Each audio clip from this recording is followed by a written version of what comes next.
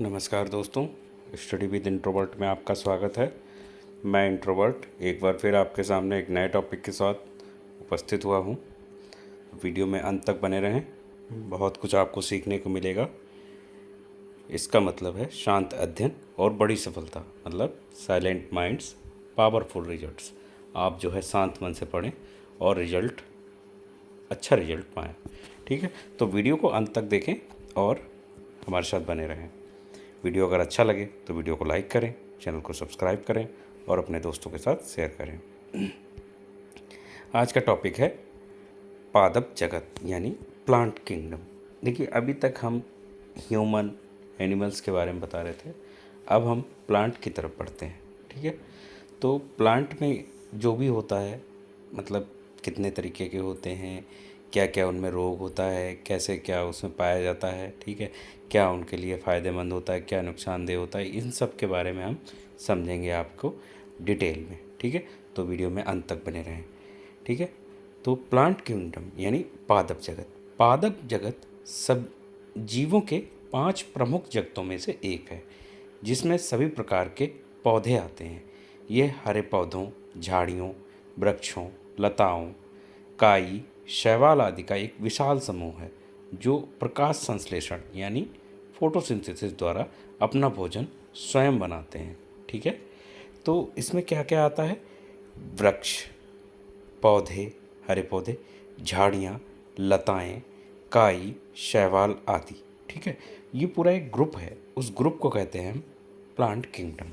ठीक है, सबसे पहले हम पादप जगत का क्लासिफिकेशन करते हैं, यानी वर्गीकरण करते हैं। वर्गीकरण में क्या होगा कि पादपों को उनके शरीर की संरचना, प्रजनन प्रणाली और ऊतक प्रणाली के आधार पर विभिन्न समूहों में विभाजित किया जाता है। कौन कौन किसके आधार पे? कि उनके शरीर की संरचना, प्रजनन प्रणाली और उनके ऊतक प्रणाली के आधार पर। ठीक है, अब उनको जो है मतलब समूह में डिवाइड करते हैं। ठीक है, नंबर 1 पहला है, क्या है? थैलोफाइटा। थैलोफाइटा यानी सरलतम पौधे। सरलतम पौधे जैसे मतलब ये एक ग्रुप हो गया। ठीक है, इसमें आते हैं शैवाल, कवक, है ना, मतलब इसमें शैवाल और कवक आते हैं। ठीक है, एल्गी और फंजाई। फंजाई इनमें क्या है? जड़, तना, पत्तियां नहीं होती। ठीक है, उदाहरण क्या है कि स्पाइरोगायरा, स्पाइरोगायरा, वाल्वाक्स और क्लेडोफोरा। ठीक है, स्पाइरोगायरा, वाल्वाक्स और क्लेडोफोरा ये सब आते हैं किसमें? थैलोफाइटा में। दूसरा है ब्रायोफाइटा। ब्रायोफाइटा मतलब उभयचर पौधे। उभयचर इसलिए इनको बोलते हैं कि ये जल में और स्थल में मतलब दोनों जगह पाए जाते हैं। ठीक है, जैसे इसमें देखिए, फिगर में देख रहे होंगे आप, मेढक है। ठीक है, मेढक क्या है? जल में भी रह सकता है और स्थल पे भी रह सकता है।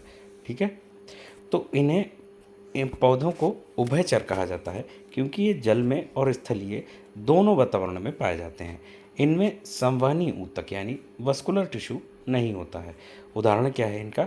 मार्चेसिया, फनेरिया और स्फैग्नम। ठीक है, इनके एग्जाम्पल हैं। नेक्स्ट है टेरिडोफाइटा। टेरिडोफाइटा यानी प्रथम संवहनी पौधे। इनमें क्या होता है? इनमें जड़, तना, पत्तियाँ और संवहनी ऊतक यानी जाइलम और फ्लोएम जो है वो पाए जाते हैं। संवहनी ऊतक कौन से होते हैं? वो होते हैं जाइलम और फ्लोएम। ये बीज रहित पौधे होते हैं, मतलब इनमें बीज होता है और स्पोर यानी बीजाणुओं द्वारा प्रजनन करते हैं। एग्जाम्पल क्या है इनका? कि फर्न, सिलेजिनेला, एक्यू एक्यूएसेटम एक्यूसेटम एक्यूसेटम। ठीक है, नेक्स्ट है जिम्नोस्पर्म यानी अनावृत जीवी, अनावृत बीजी पौधे। अनावृत बीजी मतलब जिन जिन बीज पे एक कवर पाया जाता है, वो कवर पाया जाता होते वो होते हैं आवर्त, और एक जिन पे कवर नहीं पाया जाता है वो होते हैं अनावृत। ठीक है, इनके बीज नग्न होते हैं, अर्थात वे किसी फल के अंदर नहीं होते हैं। ये अधिकतर बड़े वृक्ष होते हैं, जैसे साइकेड, पाइनस और देवदार। ठीक है, साइकस, पाइनस और देवदार। नेक्स्ट है एंजियोस्पर्म। एंजियोस्पर्म यानी आवर्त बीजी। आवृतबीजी में क्या होता है, इनके बीज फलों के अंदर सुरक्षित रहते हैं, इनमें फूल और फल बनते हैं। ये एक बीजी यानी मोनोकॉट और द्विबीजपत्री यानी डाइकॉट दो प्रकार के होते हैं। ठीक है, कौन से? एंजियोस्पर्म जो होते हैं वो दो प्रकार के होते हैं, एक होता है एक बीजपत्री और होता है द्विबीजपत्री। एक बीजपत्री कौन से? गेहूँ, मक्का, धान, है ना, केला इत्यादि। ठीक है, और द्विबीजपत्री कौन से हो गए? आम, सरसों और सूरजमुखी। ठीक है, अब पादपों का महत्व क्या है ये देखिए, 5 समूह हमने बता दिए। कौन कौन से बताया अभी हमने? एंजियोस्पर्म, टेरिडोफाइटा, ब्रायोफाइटा और जिम्नोस्पर्म, और कौन सा था? जिम्नोस्पर्म, जिम्नोस्पर्म, टेरिडोफाइटा, कौन से थे, सॉरी एक मिनट, तो कौन से बताए थे हमने? थैलोफाइटा, ब्रायोफाइटा, टेरिडोफाइटा और क्या नाम था उसका, जिम्नोस्पर्म और एंजियोस्पर्म। ठीक है, 5 प्रकार के हमने पौधों के वो बताए हैं, टाइप्स यानी क्लासिफिकेशंस। ठीक है, ये 5 प्रकार के समूह होते हैं। अब इनका महत्व क्या है? ये क्या करते हैं? प्रकाश संश्लेषण द्वारा ऑक्सीजन का उत्पादन करते हैं। भोजन, लकड़ी, औषधियाँ, फाइबर, ईंधन और अन्य कई उपयोगों के लिए आवश्यक होते हैं। और ये क्या करते हैं? पर्यावरण संतुलन बनाए रखते हैं और जैव मंडल में महत्वपूर्ण भूमिका निभाते हैं। इसलिए हमारे जो पेड़ पौधे पादप है ना, ये बहुत ही आवश्यक हैं। ठीक है, अब सबसे पहले हम पढ़ेंगे कवक के बारे में। कवक जो होता है एक विशेष जैविक समूह के नाम से जानते हैं। इसका परिचय क्या है कि कवक एक विशिष्ट प्रकार के जीव होते हैं जो ना तो पूर्णतः पौधे होते हैं और ना ही पशु होते हैं। इन्हें पहले पादप जगत का भाग माना जाता था, लेकिन इनकी अनूठी संरचना और पोषण विधि के कारण इन्हें एक अलग फंजाई के रूप में फंजाई के जगत में रखा गया है। ठीक है, कवक कवक को पहले जो है पौधा माना जाता था, फिर इनको जो है एक फंजाई ग्रुप में शामिल किया गया। ठीक है, अब कवक की विशेषताएं क्या होती हैं? कवक की विशेषताएं जैसे यूकैरियोटिक यूकैरियोटिक जीव जो क्या होते हैं, इनमें एक कोशिकीय संगठन उच्च श्रेणी का होता है। इनमें क्या होती है? कोशिका भित्ति पाई जाती है। ठीक है, इनमें अपर्याप्त पोषण होता है, मतलब हेटेरोट्रॉफिक होते हैं। ये प्रकाश संश्लेषण नहीं कर सकते और दूसरे स्रोतों से भोजन प्राप्त करते हैं। कवक क्या करते हैं? ये दूसरे स्रोतों से भोजन प्राप्त करते हैं और प्रकाश संश्लेषण नहीं करते। इनका क्या है कि सप्रोत्पिक होते हैं। ये परजीवी और सहजीवी दोनों प्रकार के होते हैं। ठीक है, ये क्या है कि मरे हुए कार्बनिक पदार्थों पर निर्भर होते हैं और जीवित जीवों पर भी निर्भर करते हैं। ठीक है, और इनका एग्जाम्पल क्या है? एग्जाम्पल होते हैं जैसे शैवाल और कवक का मेल यानी लाइकेन इसका एग्जाम्पल है। ठीक है, कवक की विशेषताएं हो गई। अब कवकों का वर्गीकरण करते हैं। कवकों को उनके जीवन चक्र और प्रजनन के आधार पर 4 प्रमुख समूहों में विभाजित किया गया है। कौन से 4 समूह हैं? 4 समूह देखते हैं। सबसे पहला है जाइगोमाइकोटा। इनमें संयोगजन यानी जाइगोपोर्स बनते हैं। ठीक है, इसका एग्जाम्पल है राइजोपस या ब्रेड मोल्ड, मतलब रोटी पर उगने वाला कवक, इसको कहते हैं जाइगोमाइकोटा। रोटी पर क्या होता है, कुछ समय बाद रोटी अगर रखी रहेंगे तो एक फफूंद जैसा बन जाता है, उसको कहते हैं जाइगोमाइकोटा और ये कवक का उदाहरण है। ठीक है, दूसरा है एस्कोमाइकोटा यानी थैली कवक। इन्हें क्या होता है? सैक फंजाई कहते हैं क्योंकि इनके बीजाणु थैली नुमा संरचना में बनते हैं। ठीक है, एग्जाम्पल क्या है? यीस्ट या पेनिसिलियम। ठीक है, नेक्स्ट है वेसिडियोमाइकोटा क्या है? क्लब कवक होता है। इनमें वेसिडियम नामक संरचना में बीजाणु बनते हैं। उदाहरण क्या होता है इसका? मशरूम, है ना। और कवक जो लकड़ी पर उगते हैं, एक जैसे पुरानी लकड़ी होती है उसमें क्या होता है, एक छत्ते जैसा आकृति बन जाती है, उसको कहते हैं बेसिडियोमाइकोटा।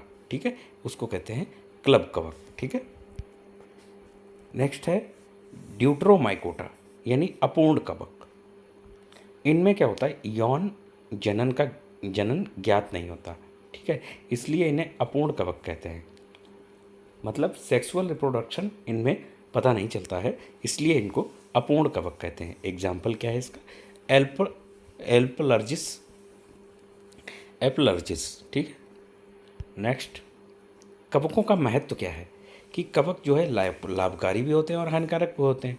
तो कवक जो है लाभकारी क्या होते हैं कि इनको जो है औषधीय उपयोग किया जाता है। जैसे पेनिसिलियम जो है, पेनिसिलियम एंटीबायोटिक बनती है, खाद्य पदार्थों में उपयोग होता है इसका, मशरूम खाया जाता है, यीस्ट जो होता है ब्रेड और शराब निर्माण में उपयोग होता है, ठीक है। जैव अपघटन में सहायता करते हैं, यानी मृत पदार्थों को विघटित करके पोषक तत्वों को मिट्टी में वापस पहुंचाते हैं। क्या करते हैं ये, जैव अपघटन में सहायता करते हैं। जैसे क्या होता है, कोई भी मृत पदार्थ होते हैं उनको विघटित करके उनके पोषक तत्व जो है वो मिट्टी में दोबारा पहुंचाते हैं कवक। ये तो इनके लाभकारी हो गए, ठीक है। अब क्या है, हानिकारक कवक कौन से होते हैं, इससे क्या होता है, फसल रोग हो जाता है।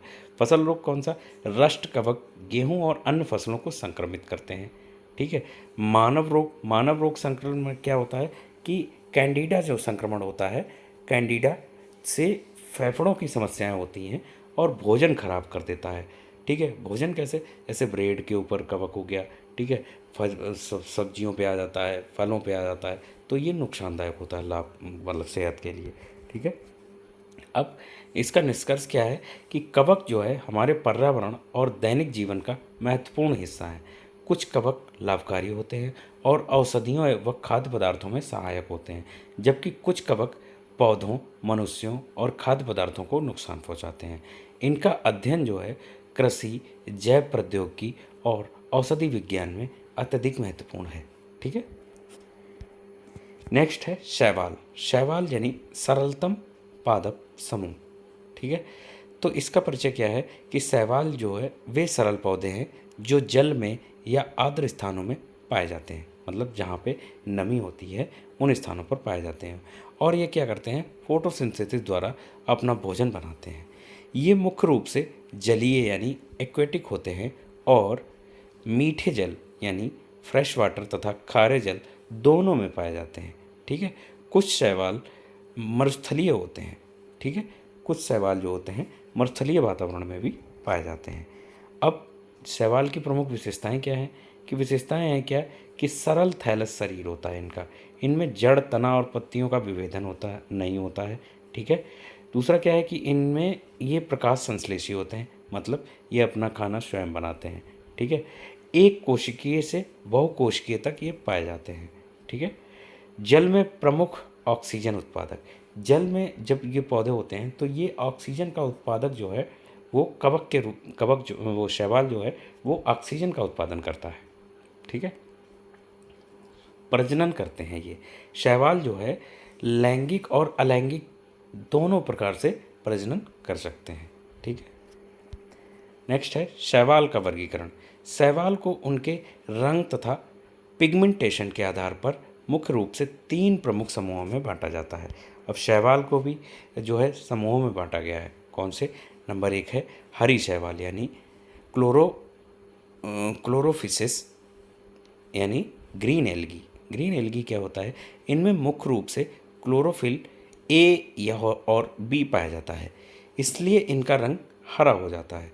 इनका कोशिका जो भित्ति होता है वो सेलुलोज से बनी होती है और इनका एग्जाम्पल है स्पाइरो गायरा, वॉलवॉक्स और क्लेमाइडोनामास, ठीक है, क्लेमाइडोनामास, ठीक है। दूसरा है भूरे शैवाल यानी ब्राउन एल्गी। ब्राउन एल्गी क्या है, इनमें फ्यूकोजेंथिन नामक रंग द्रव्य पाया जाता है, जिसलिए इनका रंग जो होता है वो भूरा या सुनहरा होता है। कौन सा, फ्यूकोजेंथिन, ठीक है। ये समुद्री जल में अधिक पाए जाते हैं। इनका एग्जाम्पल होता है लेमिनेरिया, फ्यूज और सरगेसम, ठीक है। तीसरा है लाल शैवाल यानी रेड एल्गी। रेड एल्गी क्या होता है, इनमें फाइकोरियोथ्रिन नामक वर्णक पाया जाता है, यानी रंग कलर पाया जाता है, जिससे इनका रंग लाल होता है। ये मुख्य रूप से समुद्र में पाए जाते हैं और गहरे पानी में भी ये जीवित रह सकते हैं, ठीक है। उदाहरण क्या होता है इनका कि पोरोफाइरा, जेलिडियम और ग्रेसलीरिया। शैवाल का महत्व क्या है? लाभदायक शैवाल शैवाल शैवाल जो है ऑक्सीजन उत्पादन में सहायता करते हैं। खाद्य पदार्थ यानी कुछ शैवाल जो है जैसे स्पाइरुलिना जो है पोषण के लिए उपयोग किया जाता है। ठीक है, औद्योगिक उपयोग होते हैं इनके। ठीक है, एल्गिन जो है और एगर पदार्थ भूरे और लाल शैवाल से प्राप्त होते हैं और इनका उपयोग आइसक्रीम, जेली और प्रयोगशाला मीडिया में किया जाता है। कौन से? लाल शैवाल जो होते हैं जैसे एल्गिन और एगर, भूरे और लाल शैवाल जो ये होते हैं, इनको आइसक्रीम बनाने में और उसमें क्या नाम आइसक्रीम और जेली बनाने में इनका उपयोग किया जाता है। ये जैव ईंधन के रूप में भी उपयोग किए जाते हैं, जैसे माइक्रो एल्गी और बायोडीजल तैयार किया जाता है इनसे। ठीक है, शैवाल जो है हानिकारक भी होते हैं। शैवाल प्रस्फुटन यानी एल्गल ब्लूम, जलाशयों में अत्यधिक शैवाल वृद्धि जिससे जल की गुणवत्ता खराब हो जाती है। क्या हो जाता है कि जब एल्गी ब्लूम होता है तो क्या होता है, तालाब में या कुएं में या जो भरा हुआ झीलों में पानी होता है उसमें क्या होता है कि ये पानी जो है प्रदूषित हो जाता है। ठीक है, लाल ज्वार, कुछ समुद्री शैवाल विषैले होते हैं जो जल में रहने वाले जीवों को नुकसान करते हैं। ठीक है, ये फिगर में दिखाया गया है कि ऐसे शैवाल होते हैं। ठीक है, लाल लाल शैवाल ये विषैले होते हैं। अब निष्कर्ष क्या निकलता है कि शैवाल प्रकृति में अत्यधिक महत्वपूर्ण भूमिका निभाते हैं। ये पर्यावरण, जैव प्रौद्योगिकी, औद्योगिक और औषधीय उपयोग में सहायक होते हैं। हालांकि कुछ परिस्थितियों में इनकी अत्यधिक वृद्धि पर्यावरणीय समस्याएं जो है उत्पन्न कर सकती है। ठीक है, ठीक है। अब है ब्रायोफाइटा। ये तो हम थैलोफाइटा के बारे में पढ़ रहे थे जिसमें शैवाल और कवक हमने पढ़ा। ठीक है, अब हम पढ़ते हैं ब्रायोफाइटा यानी पादपों का उभयचर। ठीक है, तो ब्रायोफाइटा उन पौधों का एक समूह है जो जल और भूमि दोनों पर निर्भर रहते हैं। पौधों के उभयचर मतलब एम्फीबियंस जो है प्लांट किंगडम इनको कहा जाता है। ये पूर्ण रूप से स्थलीय नहीं होते क्योंकि इनका प्रजनन जल पर निर्भर करता है। ठीक है, अब ब्रायोफाइटा में कौन कौन से वो आते हैं इनके बारे में आप पढ़ेंगे। ठीक है, अब इनकी विशेषताएं क्या होती हैं कि इनकी संरचना जो है वो सरल होती है, नम स्थानों में पाए जाते हैं, पानी पर इनका प्रजनन निर्भर होता है। ठीक है, गैमेटोफाइटिक प्रधान अवस्था यानी ब्रायोफाइटस में जीवन चक्र की प्रमुख अवस्था गैमेटोफाइटिस होती है जो युग्मकों का निर्माण करती है। ठीक है, स्पैरोफाइट अवस्था और अल्पकालिक और गैमेटोफाइट पर निर्भर करती है। स्पोर द्वारा प्रजनन, इनमें क्या होता है कि ब्रायोफाइटा समूह में बीज नहीं होते हैं। ठीक है, बल्कि स्पोर्स के माध्यम से प्रजनन करते हैं। ये क्या करते हैं, बीजाणु के माध्यम से प्रजनन करते हैं ब्रायोफाइटा। ठीक है, अब ब्रायोफाइटा का वर्गीकरण इनको जो है 3 भागों में बांटा जाता है। कौन कौन से हैं? हेपिटिकोफाइटा। हेपेटिकोफाइटा में क्या होता है कि ये यकृतकाय यानी इनका शरीर जो है थैलस रूप में होता है। इनमें कटी फटी संरचना होती है और ये नम तथा छायादार स्थानों में पाए जाते हैं। इनका प्रजनन गैम्मा कप नामक संरचना द्वारा भी हो सकता है।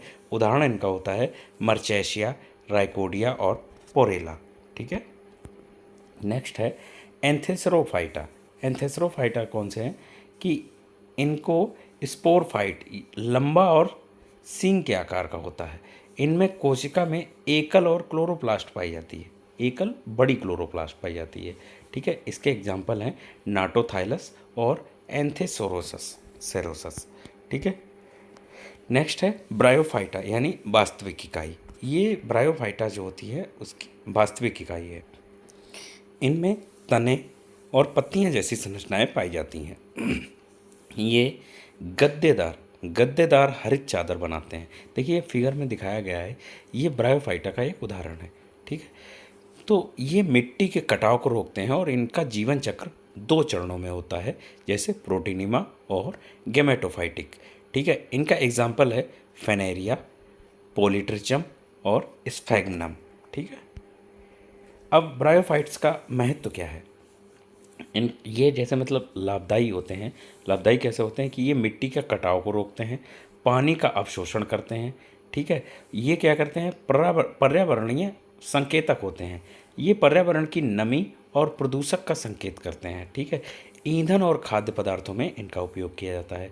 जैसे पीट मॉस को जैविक ईंधन और उर्वरक के रूप में उपयोग किया जाता है। क्या करते हैं, ब्रायोफाइट्स जो होते हैं इसमें पीट मॉस जो होता है वो उनको जैविक खाद में उपयोग किया जाता है और जैविक ईंधन के रूप में भी उपयोग किया जाता है, ठीक है। ये जो है कुछ हानिकारक भी होते हैं।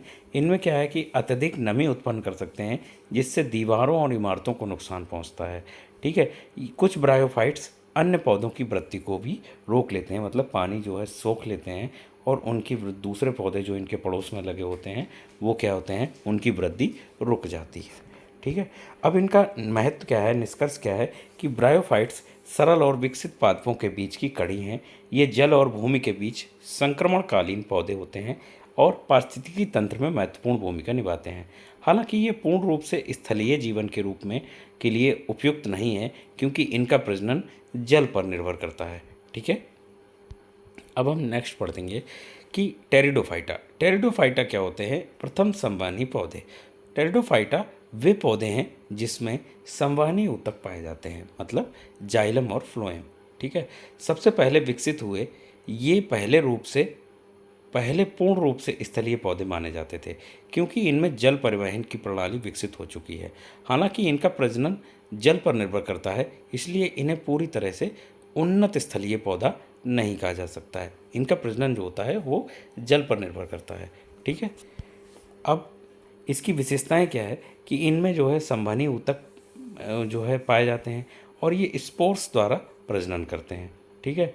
इसमें क्या है कि स्पोर्स और गैमेटोफाइट चरण होता है, मतलब बीज रहित पौधे होते हैं ये, ठीक है।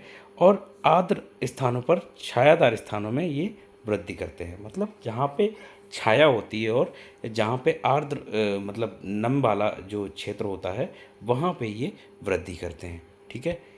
अब इनका वर्गीकरण क्या है कि इनको जो है 4 प्रमुख समूहों में बांटा गया है। कौन कौन से समूह हैं उनके बारे में डिटेल में पढ़ते हैं। पहला है साइलोटाप्सिडा। साइलोटाप्सिडा यानी आदिम टेरिडोफाइट्स, ठीक है। इनमें जड़ें नहीं होती हैं, केवल राइजोम से जल अवशोषण होता है। ये सबसे सरल और आदिम टेरिडोफाइट्स माने जाते हैं, ठीक है। उदाहरण इसका क्या है, साइलोटम, ठीक है। इनमें क्या होती हैं कि जड़ें नहीं होती हैं, ये केवल राइजोम से जल अवशोषित करते हैं, ठीक है। इस नेक्स्ट है लाइकोप्सिडा। लाइकोप्सिडा यानी क्लब मॉसेस। इनमें क्या होता है, इनकी पत्तियां छोटी और स्पाइरल रूप से व्यवस्थित होती हैं। ये स्पोर वाले छोटे शंकु बनाते हैं, ठीक है। इनके एग्जाम्पल होते हैं लाइकोपोडियम, सेलेजिनेला, ठीक है, सेलेजिनेला, ठीक है। नेक्स्ट है स्पिनोप्सिडा। स्पिनोप्सिडा कौन से हैं कि इनका तना खंडीय और जोड़ जोड़ से बना होता है, सिलिका युक्त होते हैं ये, जिससे इनका तना जो है वो खुरदुरा होता है, ठीक है। इसका एग्जाम्पल है एक्विसेटम, ठीक है। फोर्थ है टेरोप्सिडा। टेरोप्सिडा कौन सा है, वास्तविक फर्न। इनमें अच्छी तरह विकसित जड़, तना और पत्तियां होती हैं, ठीक है। इनमें क्या होता है कि जड़ भी होती है, तना भी होता है और पत्तियां भी होती हैं, इसलिए इन्हें फ्रॉन्ड कहा जाता है। एग्जाम्पल है ड्रायोप्ट्रिस और एंडियम और पैट्रिस, ठीक है। डायोप्ट्रिस, एंडियम और पैट्रिस, ठीक है। अब टेरिडोफाइटा का महत्व क्या है कि कुछ जो है लाभदायक होते हैं और कुछ हानिकारक भी होते हैं। तो ये क्या करते हैं, मिट्टी के कटाव को रोकते हैं। ये जो है सजावटी पौधों के रूप में इनका उपयोग किया जाता है। इनमें औषधीय उपयोग भी होते हैं, जैसे टेरिडोफाइटस का उपयोग जो है आयुर्वेदिक एवं पारंपरिक दवाओं को बनाने में उपयोग किया जाता है। ये क्या है, फॉसिल ईंधन, मतलब फॉसिल फ्यूल के रूप में इनका उपयोग किया जाता है, ठीक है। जैसे भूगर्भीय समय में कोयले के बनने में ये सहायक होते हैं। ये क्या करते हैं, जब ज़मीन के अंदर इनको दबा दो तो इनमें जो है इनसे कोयला बन जाता है, ठीक है। अब इनका नुकसान क्या है कि कुछ टेरिडोफाइट्स जो होते हैं वो विषैले होते हैं जो पशुओं के लिए हानिकारक हो सकते हैं। अत्यधिक वृद्धि से पारिस्थितिक तंत्र का जो है संतुलन वो बिगाड़ सकते हैं ये। ठीक है, इनका निष्कर्ष है कि टेरिडोफाइट्स पौधों के विकास में एक महत्वपूर्ण कड़ी है, क्योंकि ये पहले संवहनी पौधे थे। हालांकि ये अभी भी बीज उत्पन्न करने में सक्षम नहीं है और जल पर ये निर्भर रहते हैं। ठीक है, अब नेक्स्ट पढ़ेंगे अनावृत बीजी यानी नग्न बीज वाले पौधे। अनावृत बीजी जो होते हैं यानी जिम्नोस्पर्म, वे पौधे होते हैं जिनमें बीज जो है वो नग्न होता है यानी अनकवर्ड होता है, अर्थात वे फल में संलग्न नहीं होते हैं। इन पौधों में फूल नहीं होते, बल्कि बीज जो है शंकु में विकसित होते हैं। ठीक है, जैसे ये फिगर में दिखाया गया कि इसके ये जो फूल है, फूल टाइप में इसके शंकु बना हुआ है, इसके अंदर इसके बीज होते हैं।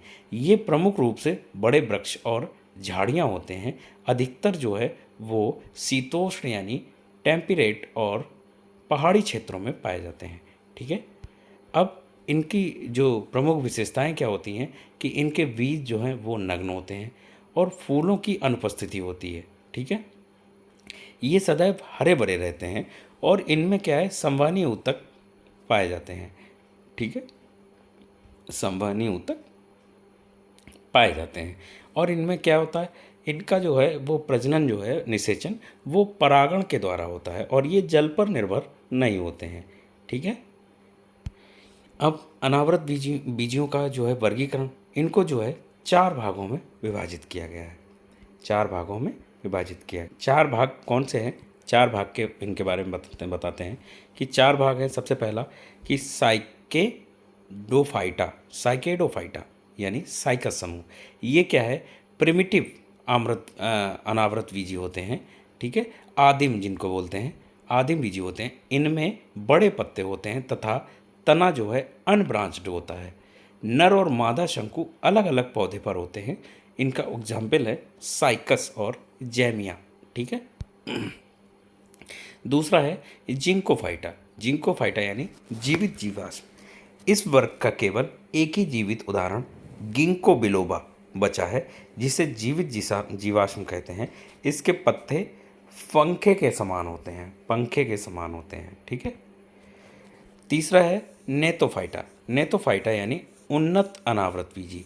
इनमें कुछ सुपुष्पक पौधों जैसी विशेषताएं पाई जाती हैं, जिनमें वाहिकाएं होती हैं और अनावृत बीजियों में जो वाहिकाएं जो हैं अन्य अनावृत बीजियों में नहीं पाई जाती हैं, नेतोफाइटा में पाई जाती हैं। ठीक है, इसके एग्जाम्पल हैं नेटम, विलिजिचिया और एपिड्रा। ठीक है, चौथा है कानीफेरोडोफाइटा। ठीक है, कानीफेरोफाइटा, इनमें अधिकतर बड़े वृक्ष होते हैं। ये शीतोष्ण और पर्वतीय क्षेत्रों में पाए जाते हैं। इनकी पत्तियां जो हैं वो सुई नुमा होती हैं, जिससे जल की हानि कम होती है। एग्जाम्पल क्या है? पाइनस, देवदार और स्प्रूस और फर। ठीक है, अब अनावृत बीजों का महत्व क्या है कि ये भी कुछ जो है लाभदायी होते होंगे, जिससे हम उनको बता रहे हैं आपको। ठीक है, लाभदायी क्या है कि इनसे लकड़ी और कागज उद्योग, मतलब इनकी लकड़ी से जो है कागज बनाया जाता है।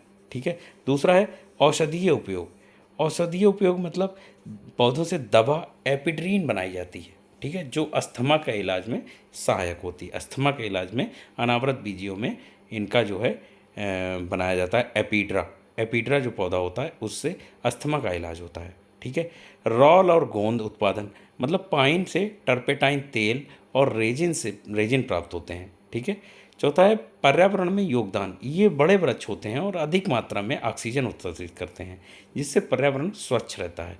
और इनको क्या है, सजावटी पौधों के रूप में भी इस्तेमाल कर सकते हैं। साइकस और गिंको जैसे पौधे बगीचों में सजावट के लिए उपयोग किए जाते हैं। ठीक है, साइकस और गिंको। ठीक है, इनके हानिकारक प्रभाव क्या हैं कि कुछ अनावृत बीजी जो होते हैं वो विषैले होते हैं। जैसे साइकस के बीज जो हैं वो लकड़ी की अत्यधिक कटाई से वनों की में कमी हो रही है। इनकी क्या है कि जो इनसे जो है कागज़ बनता है। ठीक है, तो इनकी कटाई भी ज़्यादा होती है और इससे वनों में की कमी हो रही है। इनका प्रजनन चक्र जो होता है वो लंबा होता है, जिससे नई पीढ़ी विकसित होने में अधिक समय लगता है। प्रजनन चक्र जो होता है वो काफ़ी समय का होता है, जिससे नई पीढ़ी विकसित नहीं हो पाती है। ठीक है, इनका निष्कर्ष क्या है कि अनावृत बीजी पौधे बीज वाले पादपों की विकास महत्वपूर्ण कड़ी है। इनकी विशेषताएं द्विबीजपत्रीय से मिलती जुलती हैं, लेकिन इनमें फूल और फल नहीं होते हैं। ये पारिस्थितिकी तंत्र में महत्वपूर्ण भूमिका निभाते हैं और औद्योगिक एवं औषधीय दृष्टि से भी ये लाभदायक होते हैं, क्योंकि इनका जो है और अस्थमा का इलाज जो है इन पौधों से किया जा सकता है। ठीक है, अब हम पढ़ेंगे आवृत बीजी यानी एंजियोस्पर्म, मतलब ये लास्ट समूह है पादप किंगडम का। ठीक है, प्लांट किंगडम का ये फ्लावरिंग प्लांट्स होते हैं यानी पुष्पीय पौधे होते हैं। आवृत बीजी वे पौधे होते हैं जिनमें बीज फल के अंदर सुरक्षित होते हैं। ये सभी पुष्पीय पौधे होते हैं। ये पृथ्वी पर सबसे अधिक पाए जाने वाले पौधे हैं। इनकी सबसे बड़ी विशेषता फूल और फल का निर्माण होती है। ठीक है, अब इनकी प्रमुख विशेषताएं क्या होती हैं कि फूलों की उपस्थिति होती है इनमें, बीज जो होता है वो फल के अंदर होता है। इनमें संवहनी ऊतक विकसित होते हैं, मतलब जाइलम और फ्लोएम दोनों प्रकार के पाए जाते हैं। इनका जो विकास होता है वो तेज होता है और ये दोहरी निषेचन मतलब डबल फर्टिलाइजेशन में भी डबल फर्टिलाइजेशन इनमें होता है। ठीक है, अब आवृत बीजियों का वर्गीकरण, इनको जो है मुख्य रूप से दो भागों में बांटा जाता है। कौन कौन से भाग हैं? एक होता है एक बीजपत्री, दूसरा होता है द्विबीजपत्री। एक बीजी मतलब मोनोकॉट्स जो हैं वो बीज में केवल एक बीज पत्र मतलब यानी सिंपल कॉटिलेडन जो है होता है। पत्तियों की शिराएं समानांतर होती हैं और इनमें रोमिल होती हैं। फूलों के अंग तीन तीन गुड़कों में होते हैं। ठीक है, तना जो है वो बिना शाखाओं वाला नरम होता है। जैसे एग्जाम्पल क्या है इसका? गेहूँ, धान, मक्का, केला, नारियल, गन्ना, प्याज, बांस और लिली इत्यादि। ठीक है, इनमें जैसे फूल इन सभी में आता है। ठीक है, और इनमें की जो है वो शिराएं जो होती हैं वो समांतर होती हैं, मतलब एकदम बराबर पैरेलल उसमें बढ़ती हैं। ठीक है, द्विबीजपत्री है। बीज में इसमें क्या होता है कि दो बीज पत्र पाए जाते हैं। इनकी शिलाएं जो होती हैं वो जालिकाकार होती हैं। इनमें मुख्य रूप से जड़ प्रणाली बनाती है और फूलों के अंग 4 या 5 उनके गुणांकों में होते हैं। ठीक है, तना मजबूत और शाखाओं वाला होता है। उदाहरण क्या है?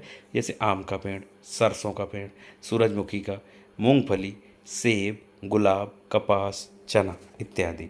ठीक है, अब इनका महत्व क्या है? इनकी लाभदायक कैसे हैं कि ये एक खाद्य स्रोत होता है इनका, इनसे मतलब हमें खाना मिलता है, लकड़ी मिलती है। ठीक है, तेल उत्पादन होता है, कपड़ा उत्पादन होता है, पर्यावरण संतुलन बनाए रखते हैं। ठीक है, ये तो हो गए मतलब मेन। ये और क्या है कि औषधीय पौधे भी होते हैं, जैसे नीम हो गया, तुलसी हो गई, एलोवेरा हो गया। ठीक है, और क्या करते हैं ये कि ईंधन भी इनसे मिलता है। जैसे मतलब इनकी लकड़ियाँ जो है अगर हम लोग जलाते हैं तो हमें ईंधन भी मिलता है। ठीक है, अब इनके हानिकारक प्रभाव क्या है कि कुछ आवृतबीजी पौधे जहरीले होते हैं, जैसे धतूरा है ना, और कैस्टर प्लांट। ठीक है, ये क्या होते हैं? जहरीले होते हैं। ठीक है, और कुछ पौधों के पराग यानी पोलन से एलर्जी हो सकती है। अत्यधिक खेती से मिट्टी की उर्वरता घट जाती है। अगर इनका जो है उत्पादन अत्यधिक किया जाता है तो क्या होती है? उर्वरता जो होती है मिट्टी की वो ख़त्म हो जाती है। ठीक है, अब निष्कर्ष क्या है कि आवृतबीजी पौधे सभी स्थलीय पौधों में सबसे विकसित और सफल होते हैं। ये पृथ्वी के हर कोने में पाए जाते हैं, मानव जीवन के लिए अत्यंत आवश्यक होते हैं। इनकी फूलों, फलों और बीजों की विशेष संरचना इन्हें अन्य पादपों से अलग और अधिक उन्नत बनाती है। ठीक है, वीडियो में आज के लिए बस इतना ही। ठीक है, मिलते हैं नए टॉपिक के साथ नए वीडियो में। तब तक के लिए हमें इजाज़त दीजिए। ठीक है, उम्मीद करते हैं आपको वीडियो अच्छा लगा होगा और वीडियो को अंत तक देखने के लिए बहुत बहुत धन्यवाद आपका। ठीक है, वीडियो को लाइक करें, सब्सक्राइब करें चैनल को और हमें सपोर्ट करें। ठीक है, प्लीज़ इसको जो है चैनल को सब्सक्राइब करें और अपने दोस्तों के साथ शेयर करें। ठीक है, अधिक से अधिक। Thank you.